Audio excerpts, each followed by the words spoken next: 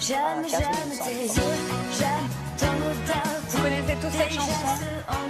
Sensualité. Par cœur, je la connais. Axel Red est l'invité de Télématin ce matin. Bonjour, bienvenue. Bonjour, merci. Merci beaucoup d'être avec nous. Est-ce que vous savez qu'on connaît 30 ans après cette chanson par cœur? J'en suis ravie.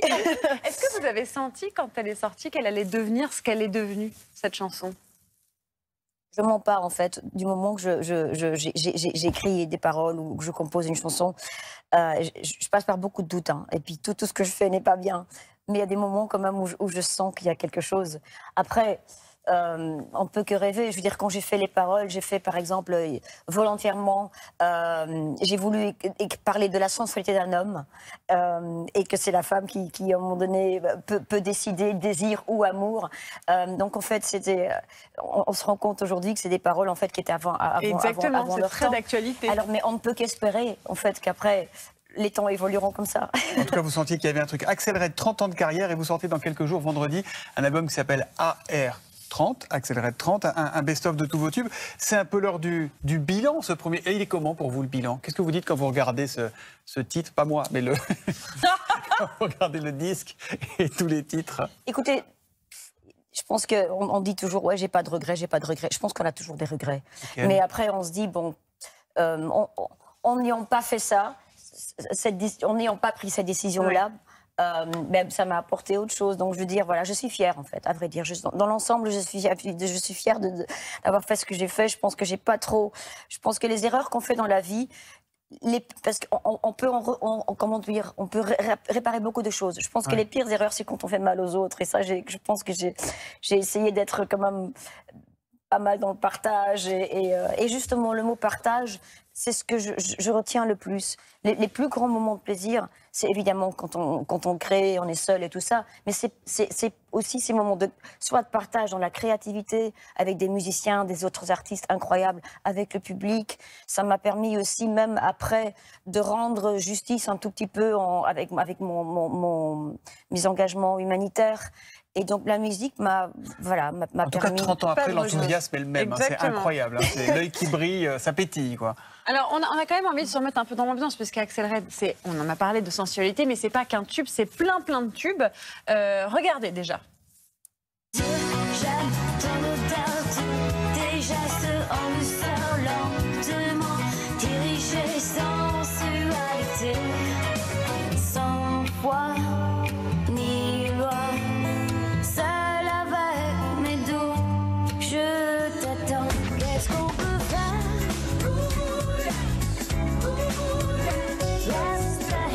Suffit qu'il bouge, suffit qu'il tremble. Moi je le sens, mon baby, à ta tombe.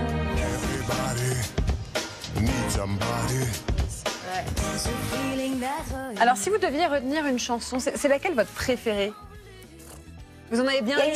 Il y a une chanson qui, je pense, qui est vraiment ma préférée, elle s'appelle Rouge Ardent. Et il y a des chansons comme ça où on se dit, zut, un tube, je dirais, on les aime parce que je pense qu'il faut être reconnaissant parce qu'ils vous ont permis de continuer à exister, d'exister 30 ans et j'espère encore plus. Mais il y a des chansons comme ça où on se dit, tiens, il faut beaucoup d'éléments pour qu'une chanson fasse un succès. Et c'est évidemment, il faut que ce soit une bonne chanson, que les paroles soient un peu, qu'elle touche, qu'elle soit universelle. Mais après, il y a tellement d'autres facteurs. Et alors, il y en a comme ça qui n'ont moins vu le jour. En Belgique, ça a été un grand succès. En France, pour plein de raisons, pas.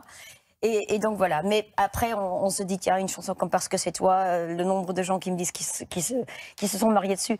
J'ai écouté votre discours tout à l'heure sur le couple qui doit durer et les promesses. Faut-il tous dire alors? Faut-il tous dire? Faut-il tous dire? Je pense que ce qui est le plus important, c'est le mot confiance. C'est d'être sûr que tu n'abuses jamais, et qu'après tu...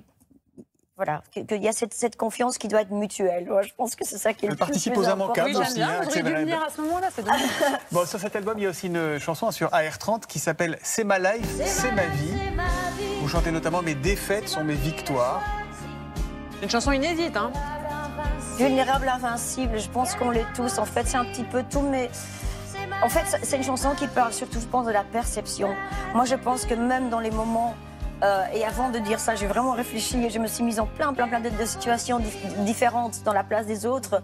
Je pense que même dans les moments les plus difficiles, je pense à des guerres si on perd l'espoir, tout est fini. Il y a une chanson qui parlait, non pas des guerres, mais de terroristes, c'était Manhattan-Kaboul avec Renaud. On se dit qu'elle résonne encore avec l'actualité aujourd'hui, celle-là, non? Celle-là, elle est marquante pour vous ou pas? Absolument, je veux dire, premièrement, c'était génial de pouvoir la chanter avec quelqu'un que j'appelle un âme sœur, un âme frère, comme Renaud. Que j'admire énormément. Et après, de se dire, évidemment, ces paroles... je pense que quand on se met dans les personnages, comme le fait Manhattan-Kaboul, en fait, c'est pour créer l'empathie. Je l'ai fait dans plusieurs chansons. Et donc, du coup, les gens, vraiment, ils comprennent vraiment cette injustice. Ouais, et malheureusement, elle reste actuelle, mais heureusement, des chansons comme ça ont résisté au temps et qu'elles peuvent continuer à jouer ce petit rôle, en fait, d'éveiller les sens. Je pense que c'est un peu ça, la musique. Sans donner la leçon bien sûr. En chantant, tout à coup, en fait, voilà. On fait un petit peu avancer les choses. Alors, vous êtes flamande, Axel Red, et il paraît que vous avez appris le français avec ce monsieur-là. Pivert, Victor Pivert, comme l'oiseau. C'est vrai? Louis de Funès. C'est vrai que c'est Louis de Funès qui vous a appris le français? Oui, je veux dire, ça a commencé avec lui. Après, j'ai passé quand même par Baudelaire et tout ce qu'il y a d'incroyable dans la culture de la langue française. Mais oui, en fait, ce que les gens ne savent pas tous, c'est que je suis belge et j'ai un amour pour la langue française, mais je suis d'origine flamande. Ouais. Et donc, nous, on regardait aussi la télé hollandaise, la télé allemande, la BBC. J'ai grandi avec Top of the Pops et Louis de Funès. J'aime son humour qui est innocent. En fait, j'aime beaucoup le sarcasme, mais j'ai horreur du cynisme. Ouais. Et parce que je trouve que le cynisme, c'est une arme dangereuse, en fait, beaucoup plus dangereuse qu'on le pense. Je veux dire, on peut être misogyne et toute la table va rigoler. On peut être très, très, très raciste et tout passe par une blague méchante. Et j'aime bien ça. Je trouve qu'il a un rôle important, voilà. Et ben vous restez avec nous, Axel Red, on est très heureux de vous avoir avec nous, donc vous restez jusqu'à 9h30. Et on se retrouve juste après avec quelque chose qui devrait vous intéresser particulièrement. À tout de suite. Qu'est-ce qu'on peut faire? Moi qui aurais tant aimé, moi qui Ma prière, chantée par Marie Portolano. Mais c'est fou parce que ça revient. En présence d'Axel Red qui est donc avec nous. L'album AR30 comme Axel Red 30 ans, le best-of qui célèbre vos 30 ans avec un titre inédit, sortira vendredi. Vous serez aussi en concert le 18 décembre au Théâtre Marigny à Paris pour chanter Noël. Vos chansons préférées de Noël revisitées à la sauce Axel Red. À la sauce Axel Red, c'est très funky. Il y a du James Brown, il y a aussi une chanson de Edith Piaf que personne ne connaît. Mais c'est... Si vous voulez écouter Tino Rossi, c'est pas là-bas qu'il faut aller. Si vous voulez que ça envoie du steak, vous allez voir Axel. Revisiter. Et mes filles chantent avec moi. Parce que je trouve que Noël, c'est un truc décomplexé de famille. Donc, c'est pas le côté écoutez mes filles. Non, c'est plus le côté écoute, on se prend pas au sérieux. Donc, les 3 filles sont sur scène. Pas ça, on est en famille. Oui. Et voilà. J'ai même mon chien qui m'accompagne. C'est vrai. Si vous voulez voir toute la famille d'Axel Red, c'est le Théâtre Marigny le 18 décembre. Incroyable. Et alors, Axel, cette femme qui vient de nous rejoindre s'appelle Sylvia Digard. C'est bon, Sylvie. Alors, elle ne va pas chanter, elle, au Théâtre Marigny, mais elle est là pour parler d'une de vos passions, c'est la mode. Ouais, mais moi, j'ai beaucoup chanté sur vos chansons. Hein. J'adore, je suis fan. Bon, je le dis, voilà, ça c'est fait. Et je suis fan de mode aussi. Voilà. Donc voilà. Et ben voilà. Super. Et je sais que vous êtes une collectionneuse même. Oui, en fait, j'ai fait une expo d'ailleurs il y a quelques années. 30 ans de vêtements, à l'époque c'était ça. Parce que en fait, j'ai trouvé ça important. J'aime beaucoup la France, j'aime beaucoup les Français. Mais quand je venais à Paris, je me disais, il faut mieux que je vienne avec mon identité. Et parce que sinon, je veux dire, je serais juste là, je resterai la petite qui vient de Hasselt à Paris. Et donc, je me suis dit, si je porte les vêtements belges, parce que c'était l'époque où justement commençaient les cis de Anvers, Martin Margiela, Anna Meulemester. Oui, c'est toute une génération de couturiers belges. Oui, c'était le début du belgicisme en fait. Et donc, vous avez fait votre propre exposition? Vous avez exposé vos propres vêtements? Parce que j'ai acheté ces vêtements. Ils m'ont fait aussi, ils m'ont donné plein de choses. Oui, alors bon, excuse-moi. Non, je suis trop enthousiaste.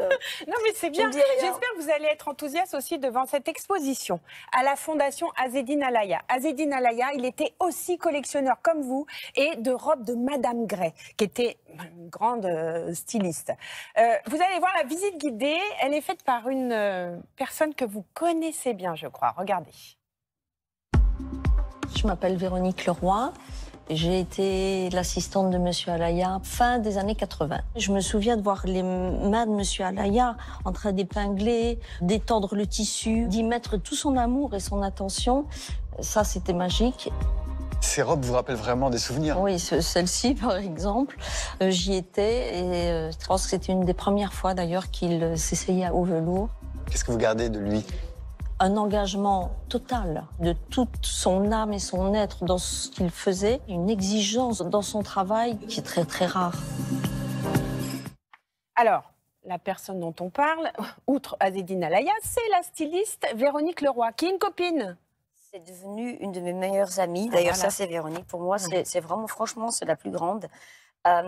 Et on voit son parcours avec Azedine, Oui, puisqu'elle vous a savez travaillé que dans le studio et tout ça. Une des premières robes, parce que j'investissais vraiment en tant qu'étudiante. Bon, il y a des gens, effectivement, qui ne peuvent pas se permettre ça. Mais mes parents payaient mes études. Mais moi, je travaillais pour pouvoir m'acheter les vêtements. Et Alaya, la robe d'Alaya, c'est une de mes premiers achats. Alors, et puis, écoutez le petit sonore de nouveau de Véronique Leroy. Elle a une petite suggestion à vous faire. Regardez. Alors Véronique, vous êtes une amie d'Axel Red. Là, ce sont des tenues parfaites pour elle sur scène. Pour Axel, je trouve que c'est trop volumineux. Pour Axel, elle est plus graphique. Il faut des tenues beaucoup plus graphiques. Je opterais plutôt pour cette tenue ou celle-ci. Mais c'est vrai que j'habille Axel depuis très longtemps et c'est facile. Elle a un corps incroyable, une allure incroyable et surtout, elle a un sens du vêtement. Elle aime beaucoup, elle collectionne les vêtements depuis toujours. Elle serait parfaite pour Axel, c'est très graphique et c'est le genre de tenue qui lui vont bien. Qu'est-ce que tu en penses, Axel? Tes conseils sont toujours incroyables, Véronique. Qu'est-ce que tu veux que je dise? Le sens du vêtement, c'est ça, en fait, ce que vous disiez. C'est vrai que vous économisez, vous payez une robe, etc. C'est ça. La mode, ce n'est pas que futile, c'est hyper utile aussi pour se construire. Je pense que c'est important de garder... en fait, on a sa personnalité et quand on met un vêtement, c'est pas pour que ce vêtement te donne une personnalité, c'est qu'il va juste traduire ta personnalité. Voilà. Merci beaucoup, Axel Red, d'avoir été avec nous. Alors, je rappelle votre best-of. On a envie de vous entendre plus longtemps. Oui, en fait. c'est clair, mais passionnant. malheureusement, on n'a pas le temps. Mais le best-of AR30 sort le 8 décembre. Vous serez aussi, donc, on l'a dit, en concert avec ses 3 filles et son chien. Le 18 décembre, au Théâtre Marigny à Paris. C'est le jour de mon anniv, je vais y aller. C'est vrai? Vous êtes né le 18 décembre. Oui, je vous inviterai. Et bien voilà, vous y serez, Sylvia Digard. Merci beaucoup. Eh bien, c'est pas encore tout à fait Noël, puisqu'on va rejoindre Agathe Le Caron. Bonjour, ma chère Agathe, comment ça va? Est-ce que vous êtes là? Agathe? Ne soyez pas vil, Thomas Soto. J'ai une chanson pour vous. Ah. Je peux vous chanter une chanson? Merci. Il est temps de se réconcilier. Vous êtes prête? Oui. J'aime tes yeux, j'aime ton odeur, tous tes gestes en douceur, lentement dirigés, j'éteins la télé. Ouais, bébé. Non, ce qui est bien, c'est que moi, je vais vous bosser le week-end. Pauvre Axel, pauvre Axel. À tout de suite dans la maison des maternelles. Il est pour faux, un peu de bébé. bienveillance. Oui, mais il est très beau. Il est Oui. mignon. Oh, une beauté. Allez, Une bonne beauté. journée. On se retrouve demain matin pour la suite des maternelles. Merci Axel Red, merci à tous. à vous. Et à demain, Marie. À demain. I'm having such a good time.